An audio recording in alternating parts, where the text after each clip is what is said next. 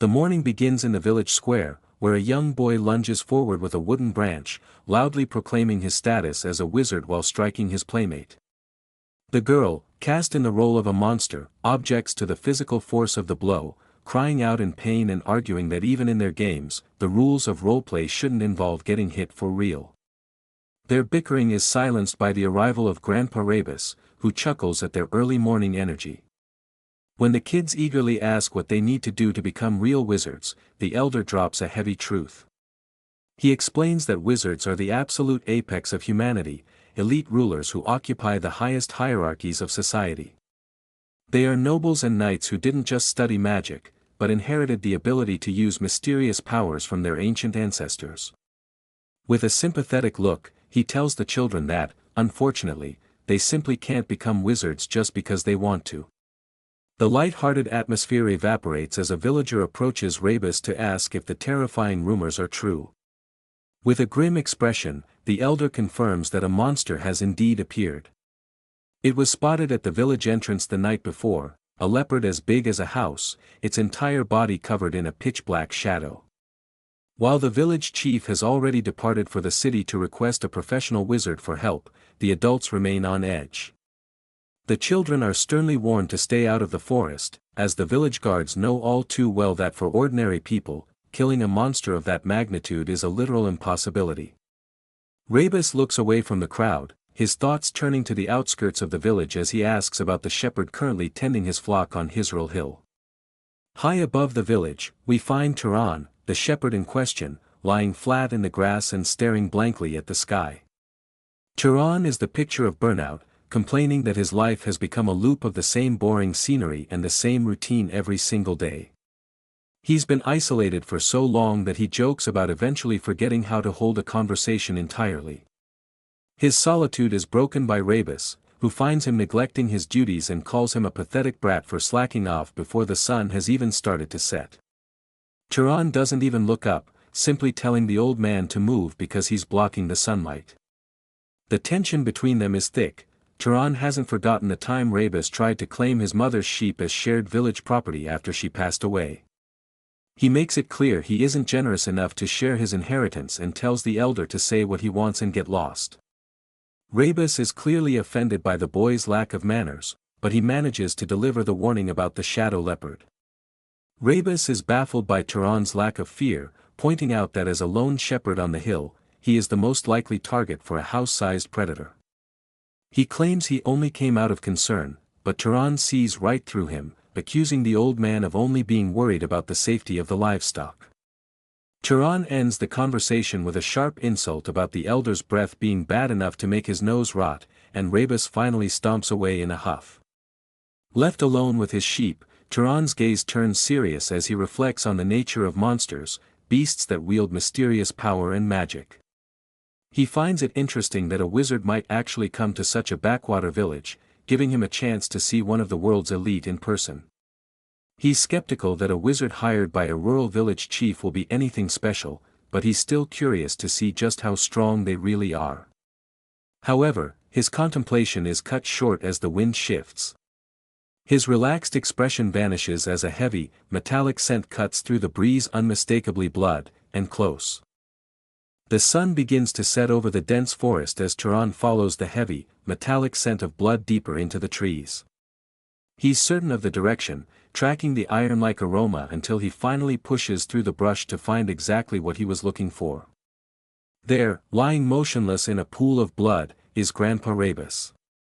Turan looks down at the body, noting the grim irony that the old man who spent all afternoon warning him to be careful was the first one to rush headlong into the danger.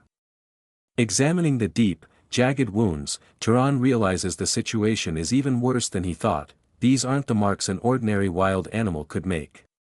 The heavy air in the woods confirms his suspicion as a massive, hulking presence emerges from the shadows.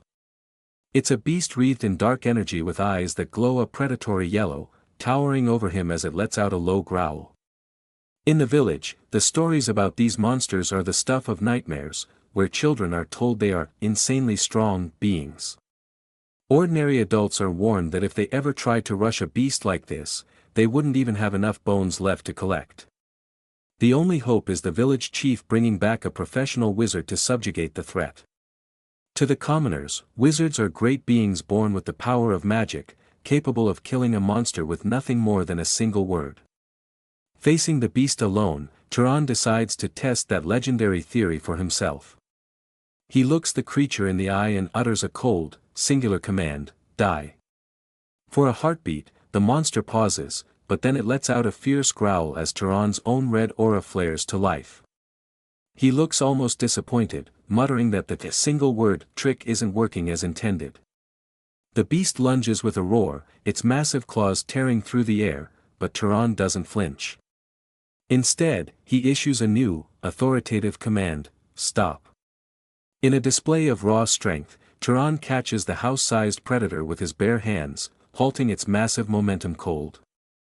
As the creature struggles against his grip, Turan pushes back and decides it's time to stop playing around. He concludes that in a case like this, a shepherd should simply do what a shepherd does. He reaches down and scoops a mundane rock from the dirt, preparing to use his own specialized tools for the job. The monster recovers and lunges again, but Turan is already prepping his projectile. He imbues the stone with his power, whispering the command to harden as the rock begins to hum with energy. His eyes ignite with a sharp, golden glow as he prepares his throw, further empowering the rock with the command to become faster. With a final, decisive shout to pierce through, he releases the stone. The projectile tears through the air like a bolt of lightning, creating a streak of blue-white energy that obliterates the monster's shadow aura. Turan watches calmly as the stone strikes with the force of an explosion, tearing through the beast's neck and chest. He confirms that he is specifically aiming for the head to finish it off. The stone finds its mark with a deafening boom, obliterating the monster's head in a violent spray of blood and dark energy. Turan stands over the smoking remains, noting that this was his first time ever using his skills on a monster. Looking at the massive carcass, he grumbles about whether he should just toss it into a nearby valley to avoid the paperwork that he wipes the grime from his face, complaining that the village bastards always find a way to put him to work even during his time off. I am a wizard. As Turan stands in the silence, his thoughts drift back 8 years to when he was just 10 years old. That was the day he first realized he possessed special abilities. He remembers it vividly, logs and household items floating through the air of their small home as he experimented with his newfound strength. He had called out to his mother in excitement, showing her how the logs could fly and bragging that he could even manifest fire and wind. But his mother's reaction wasn't one of pride. "Stop it," she had screamed, marking the first and only time she ever lost her temper with him. She sat him down for a serious talk, her expression filled with a desperate kind of worry. She asked him if he wanted to stay by her side for a long time, and when he nodded, she made him swear a solemn oath. He had to promise never to use his power again, and especially never to use it in front of other people. When a young Turan asked why, she reminded him of the history of their world. She explained that while anyone with magic is labeled a wizard, there is a fundamental difference between the classes. Nobles are the direct descendants of a divine people known as the Freyans, while knights are the descendants of nobles whose blood eventually mixed with common humans. Turan's father had been a knight, and that was the source of his inherited power. His mother warned him that the world was full of cruel nobles who viewed knights as little more than slaves to be used and discarded. To protect his freedom, she insisted that nobody could ever know the truth. 8 years have passed since that promise was made, and Turan has never broken it. He has no interest in fame, no desire to reveal his magic, and certainly no intention of leaving his peaceful life on the mountain. However, his solitude is abruptly shattered by a violent pounding on his door. A voice bellows his name, ordering him to come outside immediately. Opening the door, Turan finds himself face to face with a mob of angry villagers. He simply yawns, looking more bored than threatened, and asks if they are seriously suggesting that he was the one who killed Grandpa Rebus. One of the men lunges forward and grabs him by the collar, calling him shameless and accusing him of hurting the elder before throwing him to the monsters to save himself. Turan remains calm, his eyes narrowing as he surveys the crowd. He quickly realizes exactly why they are trying to frame him, the village's oldest resident died alone because the young men were too paralyzed by fear to actually fight the shadow leopard. Accusing Turan is just the easiest way for them to wash the blood off their own hands and shift the blame for their cowardice onto someone else. And now, as if to prove it, one of the villagers screams Turan's name, charging forward with a raised fist and a look of pure rage. Turan doesn't even blink, leaning back just enough to let the punch whistle past his face with minimal effort. As he watches the man struggle to regain his balance, Turan reflects on how magic really is a convenient thing.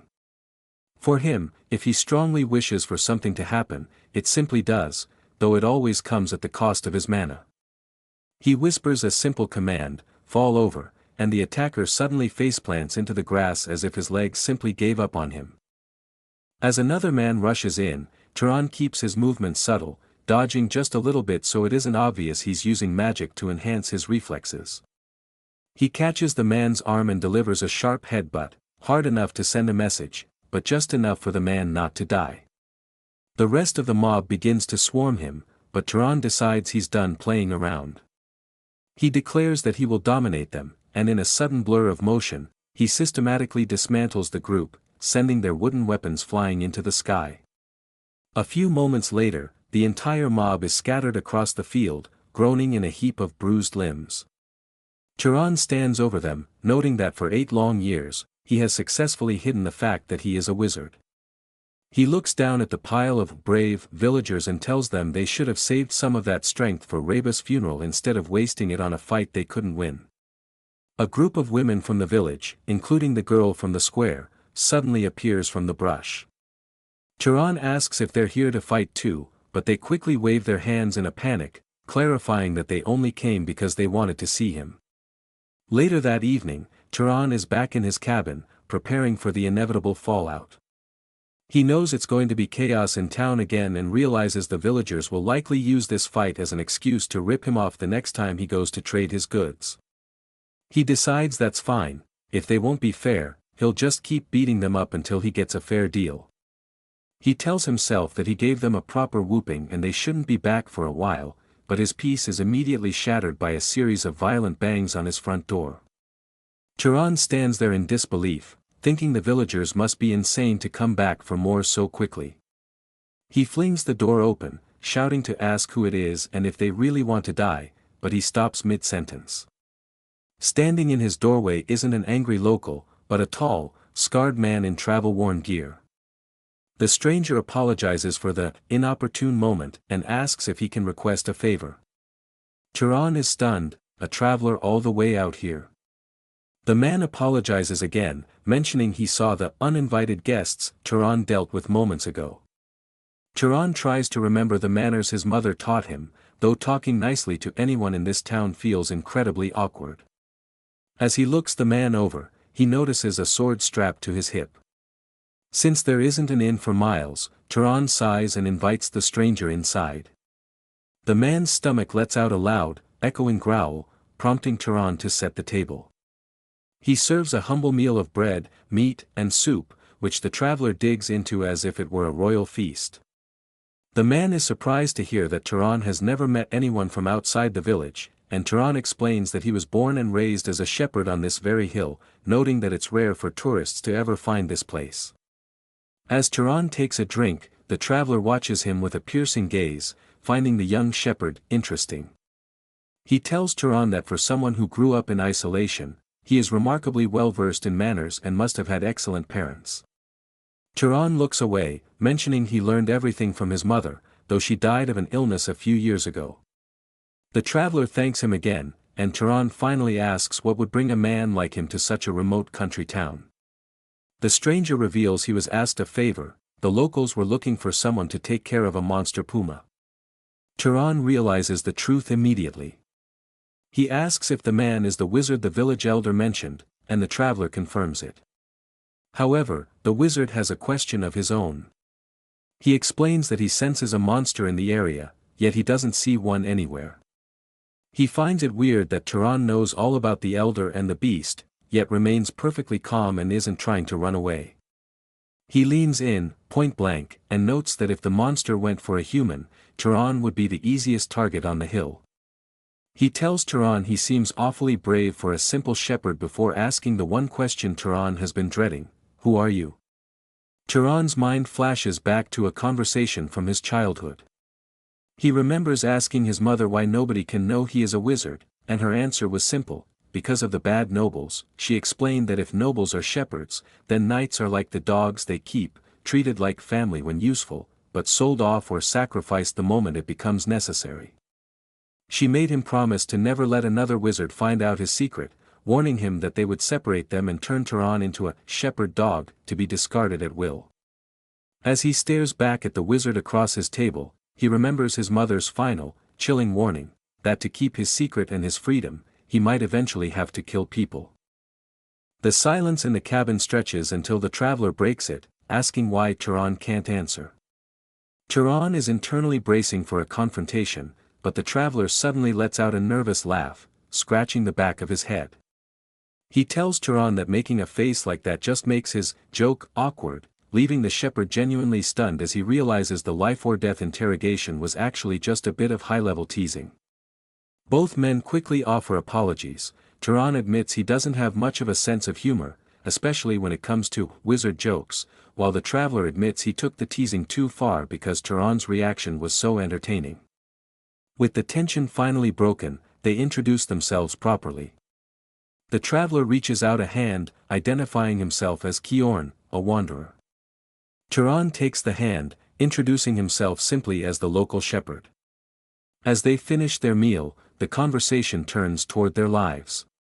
Turan mentions he is 18, while Kiorn reveals he is actually 75 years old. Despite his age, he looks remarkably fit, explaining that wizards age much slower and live longer than ordinary people. He tells Turan that he served the Arabayan family for 60 years before deciding to spend his later years roaming from place to place without settling down. Turan finds the idea of such a wandering life surprisingly romantic. For the first time in years, Turan finds himself genuinely enjoying a harmless conversation. The night slips away as they talk, and before they know it, the first light of dawn is peeking through the cabin window. Kiorn realizes how late it's gotten and prepares to head back out, placing a coin of Arabayan silver on the table to cover the cost of the meal. Turan accepts it and wishes the wizard a smooth hunt, though Kiorn smirks and tells him not to act like they'll never see each other again. He mentions he might come by a few more times to mooch off Turan's cooking on his way through. The morning air on Hisril Hill is crisp as Turan returns to his duties. Standing among his flock, he utters a single, soft command: "Gather." Immediately, the sheep obey, moving with a supernatural coordination as they cluster around their shepherd. Watching them, Turan reflects on meeting another wizard for the first time. He's surprised by how comfortable the conversation felt and concludes that Kiorn is a truly good person, nothing like the emotionless hunting dogs or arrogant nobles his mother had warned him about. However, he realizes he still hasn't figured out how to tell Kiorn that there are no more monsters left on the hill. Meanwhile, deep in the forest, Kiorn is tracking the beast. He pauses, looking around the quiet trees with a puzzled expression. He finds unmistakable traces of a battle, but he can no longer feel a monster's presence in the area. He wonders if the village chief hired another wizard behind his back, but ultimately, he feels a sense of relief. As far as he's concerned, as long as the area is safe, that's all that matters. His moment of peace is shattered by a sudden, jarring sensation. Kiorn spins around, his expression shifting to one of pure shock as a massive, dark power surges nearby. From the shadows, a grotesque, armored claw emerges, featuring a singular, glowing yellow eye embedded in its palm, the first sign of something far worse than a mere predator. The shadow in the woods transforms into something far more terrifying. It is a mangled, grotesque mass of flesh, teeth, and glowing yellow eyes, a monster's wraith. Kiorn is caught completely off guard, wondering who could have possibly created such an abomination as the creature lunges with a deafening roar. He barely manages to block the initial strike, but the sheer force of the impact sends a shockwave through the clearing. Kiorn grits his teeth as he realizes the gravity of the situation. In this world, if you don't properly absorb or disperse the mana from a dead monster's corpse, the remains can manifest as a vengeful wraith. It is basic knowledge for any professional monster hunter, which leads Kjorn to a troubling conclusion: whoever killed the shadow leopard earlier was definitely a wizard, yet they intentionally left the mana to rot. He wonders if it was the mistake of an ignorant novice or if someone had a much darker intention for leaving this thing behind. Refusing to back down, Kjorn manifests a blade of pure golden light, concentrating his mana to destroy the abomination once and for all. He strikes with a powerful pong sound, but to his horror, his magic is simply nullified upon contact. He realizes with a sinking heart that the wraith's mana isn't just strong, it is vastly superior to his own. The creature suddenly vanishes into the shadows, leaving Kjorn spinning around in a panic, trying to track its movement as it prepares to counter his magic with its own. The ground beneath his feet begins to bubble and churn with dark energy. Before he can react, a massive, armored claw erupts from the dirt, catching him in a brutal surprise attack. Kjorn is thrown through the air, blood spraying from a deep wound in his side as he lets out a sharp cry of pain. Gasping for air and struggling to stand, he realizes that a mere knight, like himself, has no business fighting a creature of this caliber. This is a threat that requires at least a lower-ranking noble to even stand a chance. As the wraith looms over him, Kjorn huffs in exhaustion, reflecting on how you really never know what life will throw at you, even in a remote mountain village. Seeing the monster prepare its final move, he decides he won't die obediently. He grits his teeth and gathers the very last of his mana into his palm, preparing a final, suicidal strike. His plan is to wait for the exact moment the beast lunges so he can stab his concentrated energy directly into its core, taking the monster down with him. The monster lunges, its massive claws reaching for his head, and Kjorn readies his strike with a fierce look of determination. But just before the killing blow lands, a blinding blue light streaks across the forest with a thunderous "Kwah!" A projectile, crackling with intense energy, slams into the wraith with the force of an explosion, obliterating its head and chest in an instant. As the massive frame of the wraith collapses into a heap of smoke, Kjorn stares in total disbelief at the power that just saved his life. Turan walks calmly into the clearing, looking up at the sky as if he just finished a simple chore, and asks Kjorn if he's alright. Kjorn is frozen in shock, the reality finally sinking in that the shepherd's earlier jokes were more than just teasing. He watches as Turan approaches, finally calling out the boy's name as he realizes the truth: the quiet shepherd is actually a powerful wizard. Kjorn asks why he didn't say anything earlier, but then quickly changes the question, asking why Turan chose to help him when he could have simply walked away and kept his secret. Turan pauses, his gaze drifting as he reflects on his answer. His mind goes back to the warmth of his cabin earlier that morning, where Kjorn had been resting after his journey. During their meal, Turan had asked the traveler why he goes so far for people, suggesting that with his skills, he could earn a lot more money in a much more comfortable life. Kjorn had simply laughed, calling the villagers pitiful people who live in constant fear on the frontier without any basic protection. He explained that since a wizard is, by nature, someone who inherited the power of a god, they should take pride in protecting the powerless commoners.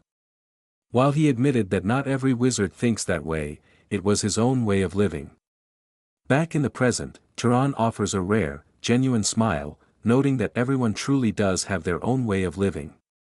However, the moment of peace is shattered as another massive surge of dark energy erupts in the woods.